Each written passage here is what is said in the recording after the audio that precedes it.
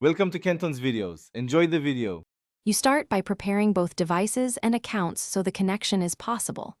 Update your Quest and Oculus browser. That fixes compatibility issues. Make sure you have Xbox Cloud gaming access through Game Pass Ultimate and sign into your Microsoft account. Pair an Xbox Bluetooth controller to the headset now. You need it for input when streaming.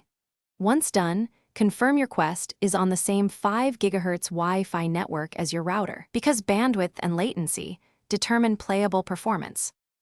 Now you move into the browser and initiate streaming.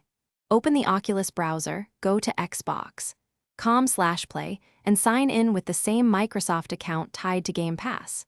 Choose a cloud gaming session or a specific title. The web player negotiates a stream with Xbox servers. Make sure the browser recognizes your paired Xbox controller. Grant any input permissions. You can switch to full theater or fixed window to stabilize the image. This method uses cloud rendering, so your Quest acts as a display and input host. Finally, launch the game and check controls. You should feel immediate input through your paired controller. Adjust the virtual screen size and position for comfort, and use the Oculus Performance Overlay to monitor frame rate. If you experience lag or stuttering, move closer to the 5 GHz router, reduce other network traffic, or lower the stream quality in the web player.